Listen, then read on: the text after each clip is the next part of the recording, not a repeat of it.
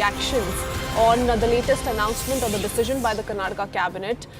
Kiran Mazumdar-Shaw and Mohandas Pai have slammed Siddaramaiah government's decision. They say this bill should be junked and they've called it discriminatory, regressive and against the constitution.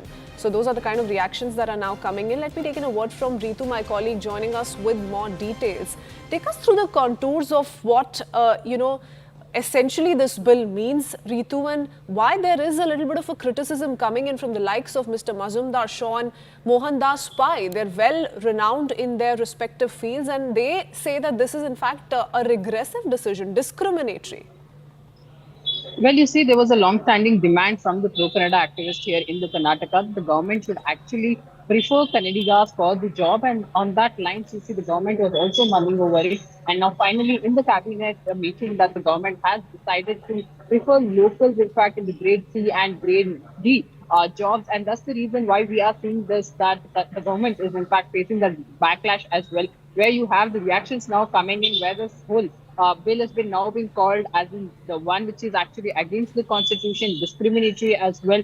Because more importantly, the question that has been raised here in the IT city Bengaluru is that whether that the people should really appear on the skill based for the job purpose, or for that matter, it is the language test that the government is really talking about. And we did see that a couple of months back on the name of the language. How did that the pro-Canada activists also took the law and order situation into their own hands, the kind of vandalism that the IT city had witnessed as well. So you see, more importantly, predominantly that the Mohandas Pai is actually pressing on this issue, saying that this will only give license to these elementaries, that how that they can actually take the law and order situation into their own hands. So all that needs to be seen, because now there's a lot of pressure being mounted from these, especially from the IT city, whether the government will really come out with some changes in particularly in the bill. All that needs to be seen. Okay, very interesting. If we go through the details that we've managed to pick up, Ritu, the draft bill mandates that local candidates without a secondary school certificate in Kannada must pass a specified Kannada proficiency test. So that's the only eligibility criteria that they have to now meet. And perhaps there's going to be a lot of questions raised over the same. Take us through some of these several aspects of the draft bill and why they're most questionable. Of course, the preference to the localites, point number one, and secondly, the kind of field that they would actually be working with, whether they are really skilled up to take up that profession, is also a big question. Now, that's the reason why you have a lot of them now questioning the government, saying that if you're really talking about such an aspect, then why don't you talk about the skill-based courses in the Karnataka?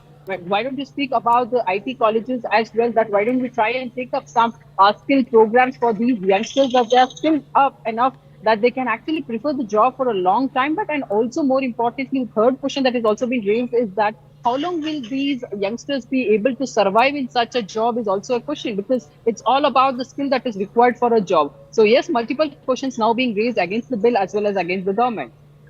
Absolutely. And like I said, in cases where qualified local candidates are unavailable, industries, factories, establishments are required to collaborate with government agencies to train and engage local talent within 3 years. So look at the manner in which they're trying to go about it. Of course, prioritizing Kannadigas, but the fact remains that there are experts who've come out to say that this is absolutely discriminatory, it's regressive and goes against the constitution. All right, let me take in a word from Mr. Mohan Krishna of the BJP joining us on the phone line. It's a big decision being spoken of by the Karnataka government. It's a draft bill, sir. So there could be changes in the near future. But what do you make of the overall scenario? Because criticism has already started pouring in. Look, Karnataka is a very progressive state, and it is called as one of the important states in India, where it unites every people here. We have from all corners of the India as well as the world here. It is called the Silicon Valley city of India. These kind of things may help, but unfortunately I would like to mention here one thing. Already C, D, what they are talking, C grade and D grade workers, they are working already in the private companies. It is an eyewash from the government just to prove that, again, on diversionary tactics of the corruptions and the lines of corruptions and the mismanagement and misgovernance of this government by Siddaramaiah has to be taken care, and they are just diverting the issue through all this, kind of making a news and all this. Mr. Mohan Krishna, since you're in the know-how of how this functions, the bill is yet to be tabled in the legislature. But is this entirely applicable to the IT sector as well? Bengaluru, for instance, is providing job to people from across the country. There are so many people from North India, from the eastern part of the country who are, in cities such as this and earning a livelihood there.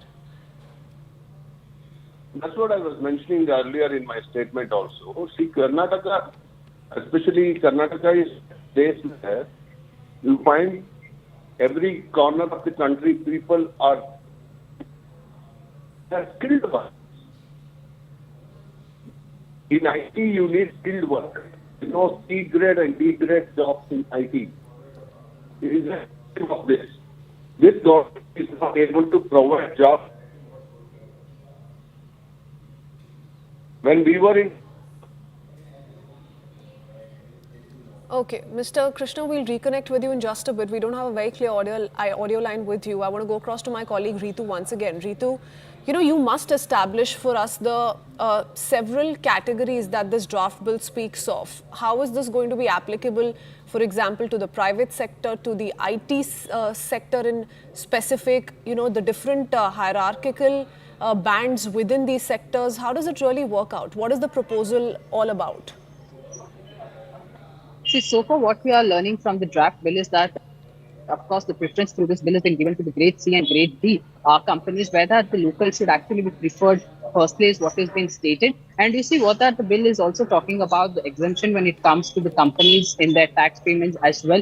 So you see now that's the reason why IT companies are saying it, saying that they're not worried about these exemptions. All that they need is the skilled employees on those lines. But how long will this actually work out is also a question that has been raised from the IT companies to the government. So we'll have to actually see that how that the government is going to respond to this, because there the clear minor details of this bill is yet to be out as well. But remember, just a couple of months back, we did have one of the Congress minister also coming out and saying that in the coming days, the government will really sit and talk about it in the cabinet, that how many of them the local employees have been employed by the companies. That list will have to be put up in front of the IT companies as well. So that again has drawn a major backlash for the government, saying that this is completely discriminatory as well, and that the government is really not taking care of those who have been moving out, have in fact been coming from the different states to the Bengaluru, because that's what it is after all known for. But how is that the government is respecting them is also the question being raised. So we'll have to see what the government is going to speak in those minor details about these categories. Okay, so we're yet to dissect and get to the bottom of the minor details, the minor contours of this particular draft bill. Many thanks, Ritu, for joining us with the latest. We'll keep tracking that and decoding that in minutes to come. Heading into a very quick break for now. We'll be right back. Keep watching.